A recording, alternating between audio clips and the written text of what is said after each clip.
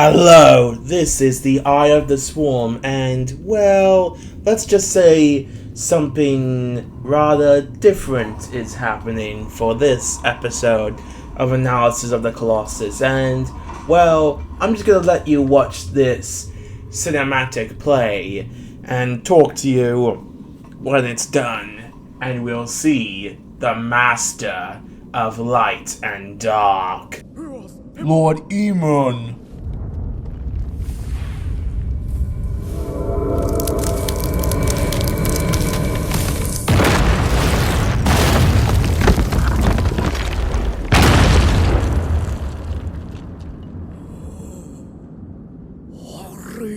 No!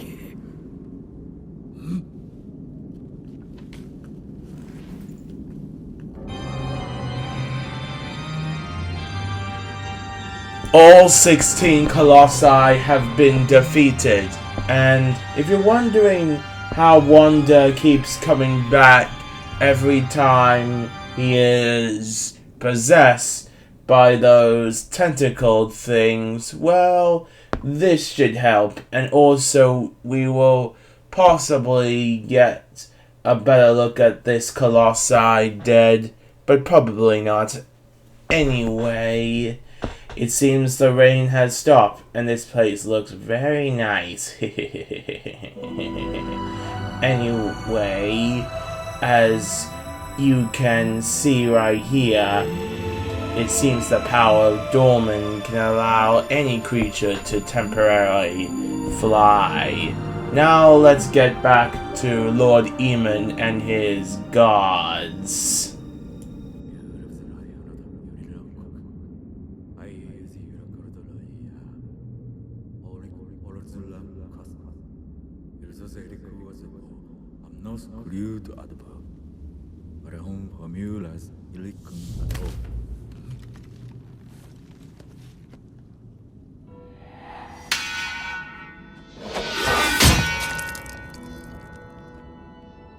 Wanda doesn't look so good. In fact, he's almost there of being a demon himself, or devil, whichever you prefer. It's nice to see shadow creatures again.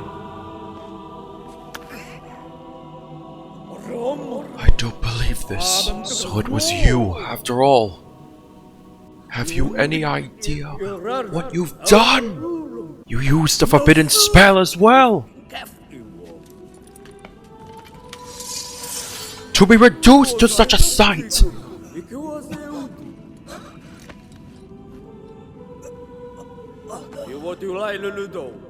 You were only being used. Eradicate the source of evil! Look, he is possessed by the dead. Hurry up and do it!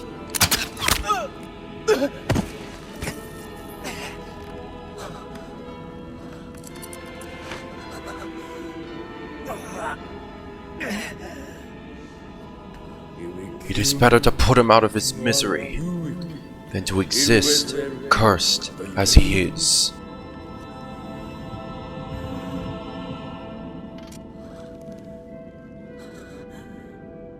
However, Dormin will not let this vessel die so easily.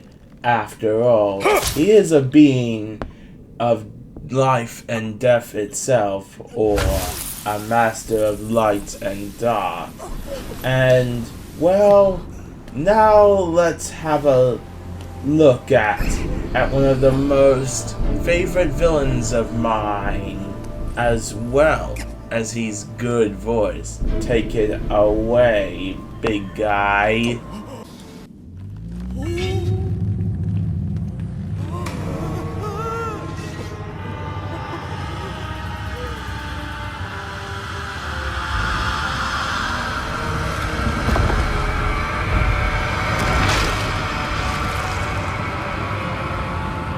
those severed our body into 16 segments, or our eternal order to seal away our power. We, Dormin, ascended to new. Borrowed this body from the warrior.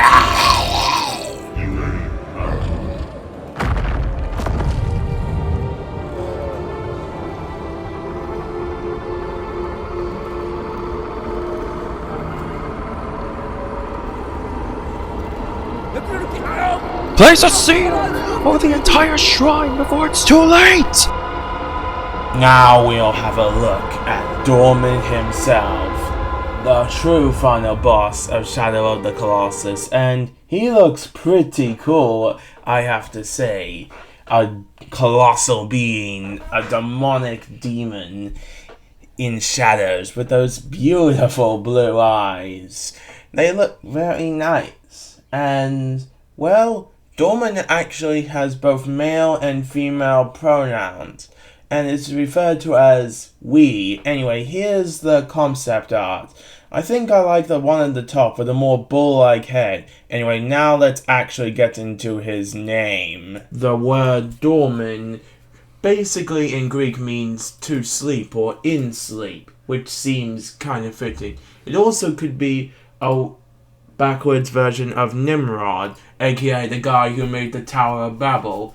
Both of those make this a very interesting choice, though I don't know if he is meant to look like a giant demon-like creature or shadowy being, but it's still cool. Anyway, now let's get into the actual gameplay, and it's quite surprising. Unlike every other Colossi battle, you get to control Dormin himself, which is quite impressive. You get a rock smash or thick punch, or whatever you want to call it, and a fire breath. And you do have a lot more health, but unfortunately, due to the fact that you are so damn big, you can't really control your movements. And, well, I kind of wish you could have done possibly an alternate ending where Dormin possibly wins, but hey, live and let learn. Though I kind of wish he was somewhat faster, but it's still pretty cool. Anyway, and that is pretty much it. A cool little segment, but I kind of wish it was longer. Hell, if they ever made an official sequel, maybe you can turn into a Dormin-like entity. Now, let's get on to something really special.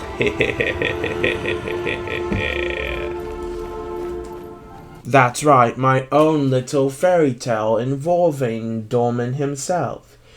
I call it the Master of Light and Dark, and it's basically somewhat of an obscure fairy tale in my own version of Remnant, and, well, it will discuss many important details in the past. And as much as I would like to read it, I'll get my epic narrator to do it. So, come up and let's read this story for the future. Master of Light and Dark.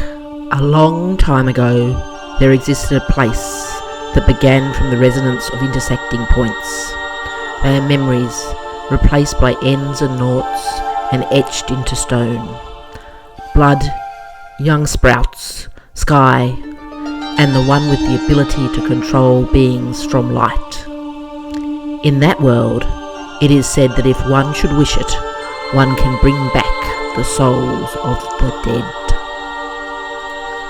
The Master of Light and Dark was known as Dormin, and he was a kind figure. But power corrupts, and eventually he became a devil. He was so much of a problem that the brother gods along with the great shaman, had to stop him.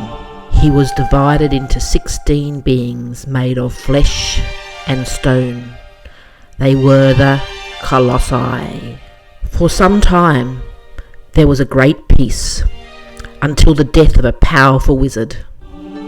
His sister, an equally powerful sorceress, mourned his passing, but whatever remained of Dormin told of a way to resurrect her brother. With the help of a magical sword, she defeated each of the Colossi, but every time she did, a little bit of Dormin entered her body, eventually corrupting her into a witch. Her actions did not go unnoticed.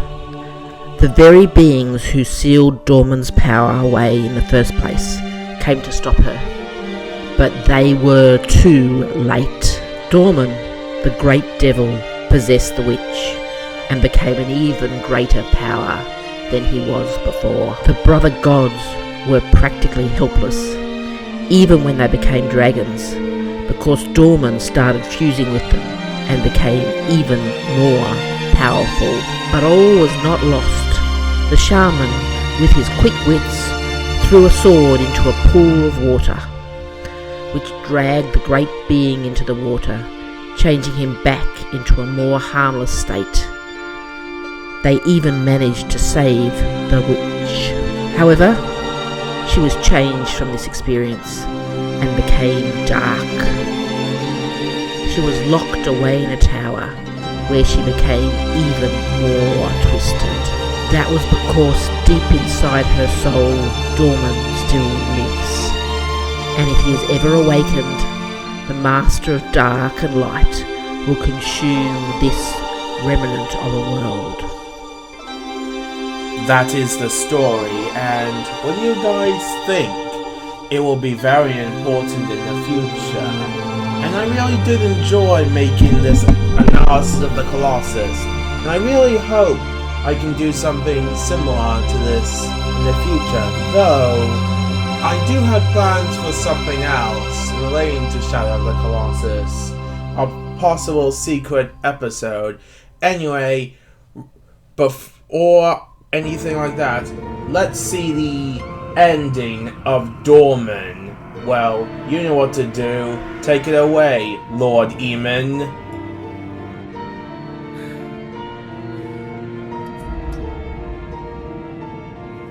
Begone, foul beast!